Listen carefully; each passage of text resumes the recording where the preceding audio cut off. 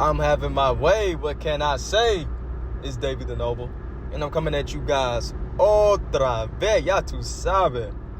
And today I want to talk about why some people are so poor that all they have is money.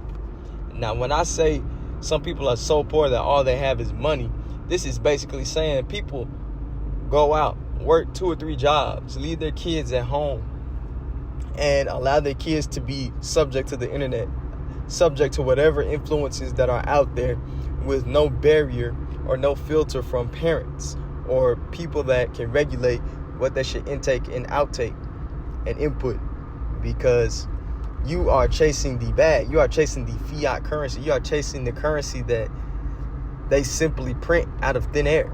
Okay? And so we're all working and we're hustling for this dollar, and this same dollar that over periods and periods of time, as you see in inflation, gets weaker and weaker, and your purchasing power is less. Okay? Now, the dollar has always been $1 since the inception of the dollar. However, if you hold that same dollar and compare it to what that same dollar could have gotten you in the 1950s, would have gotten you in the 1920s, you will find that your purchasing power is weakened. Okay?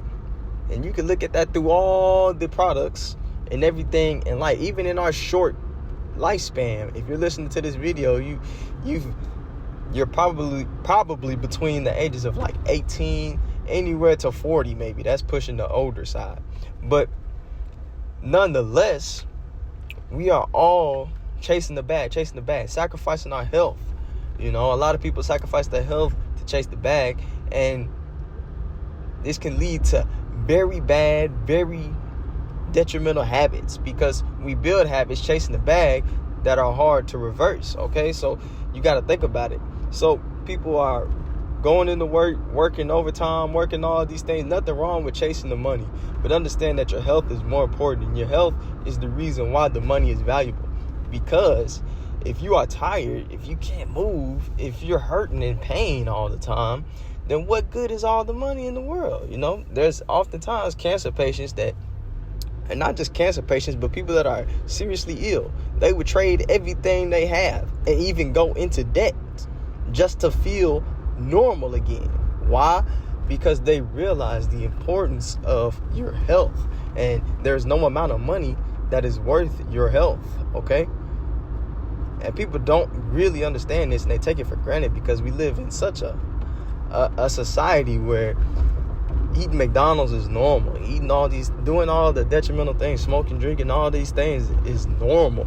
And in reality, it's not normal. It should not be normal. You know, it's the reason behind high death rates, and most of the deaths in America come from diseases and things that are avoidable, come from abundance. We have such an abundance in resources and food and entertainment and things of leisure, that most of the things and most of our problems come from these things. So when we really analyze and think about that, we're like, okay, well, I understand that my health, and everybody, or the average person, should I say, the average person is not going to be very conscious about their health. The average person is going to move with the masses, is going to move and just eat whatever they want, not track anything, become obese, become overweight, not look the best that they could possibly look, not go to the gym, not work out, not do any of that. And you ask yourself why. It's because of the almighty dollar, the spell that has been put upon us. Okay? Now, when the only thing you have is money, let's say you don't know how to talk, let's say you don't have any other like tangible resources such as land, or even other currencies such as crypto, or currencies in different countries, or even just simply relationships and people that you can rely on and that rely on you, you know, you don't have much. You know, there are millionaires, billionaires that live in these large cities that are lonely, don't have anyone to talk to, don't have anyone to trust, and a lot of times even when I'm at the gym, what I realize, see, I go to a gym that's top tier in my area. You know, it's on the level of Equinox, but from my area. And when I'm in the sauna, I'm talking to a lot of these guys, these older guys, and they're like, man, what I would do to look like you, man, you look good, bro. Oh man, how I get like you? And when I go in the sauna and talk to these guys don't talk about business or things like that. They're talking about health and wealth. They're not wealth as in money, but they're talking about, yo, what is my regimen? What the things I do? And they're asking me, yo, what do I need to eat? How do you eat to stay lean like that? You know, they're asking me things like this, and it just showed me that even these guys with millionaires and guys that make well over six figures asking me questions like this just put an emphasis on the health. Okay, we lack in health in society. You know, a lot of guys say, man, once you get to this age, this is gonna happen, that's gonna happen. And I don't believe that is true if you are locked in and you are very conscious of what you eat and what you digest, as far as even as information. Okay, information, food, TV shows, all things can contribute to your physical appearance. Okay, now your physical appearance is nothing but your representation of what's going on the internal. Okay, but don't be deceived by some people's physical appearance, because some people's physical appearance may look healthy, but in fact they have high blood pressure and things of this nature. But that's going on a whole nother tangent in itself. But what I was saying is, we sacrifice so much for the wealth of money when money can literally be printed out of thin air. So to have the ability to think clearly, move, work out, have the mobility as well as strength, endurance, it's just on another level of living. You just move at a higher vibration. You know, no amount of money can be put on that, especially when the currency that we have is constantly being printed. And people are saving this currency, sacrificing, single mothers, people working hard, you know. And when you look at inflation and you realize that it's eating up whatever you're saving, if people are even saving, and on top of that, people are just on the hamster wheel, sacrificing. And you may say, well, DC, we got to make some money, we got to this and that.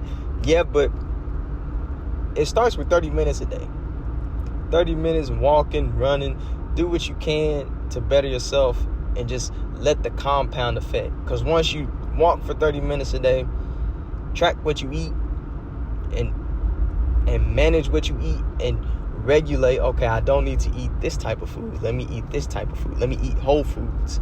Let me take out all the desserts and treats and things and just eat fruits. You know, when you make little changes like this, it compounds, you know, and by 1 to 2 years, you'll be running.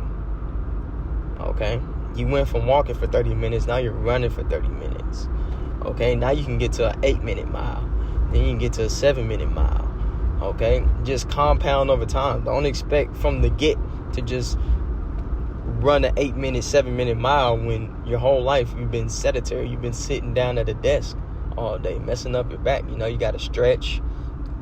You got to do mobility exercises, strength exercises.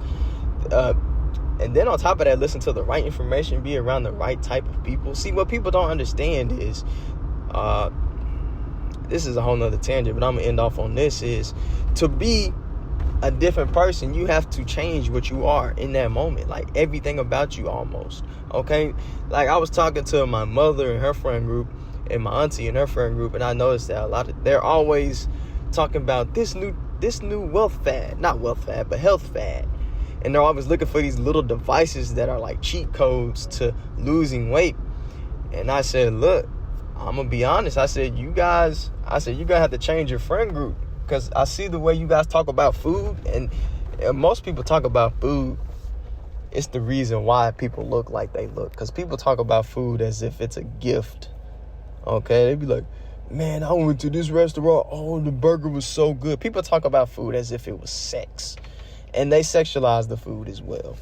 And so the food is weaponized. It's weaponized to a very deep degree. Like a lot of foods look very sexual and it's subliminal, but our unconscious mind, our subconscious mind knows this and is triggered by this. This is why when you listen to how people talk about food, you will see how sexualized it is. Because if you look at how people talk about food and you compare it to a guy that's talking about a girl, you're like, bruh, it sounds the same. It sounds the same. Like, he's talking about a hot girl or is he talking about a donut?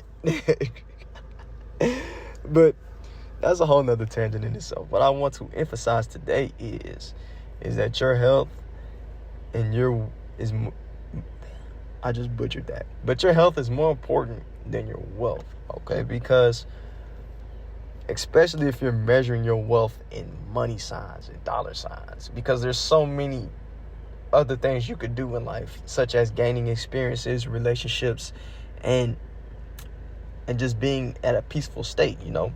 Oftentimes we chase the bag and we sacrifice our soul. It's like, yeah, you had $1 million, but if somebody told you that in order for you to get that $1 million, you would have to take off 40 years of your life, would you do it? Most people would say, no, I wouldn't take off 40 years of my life for $1 million.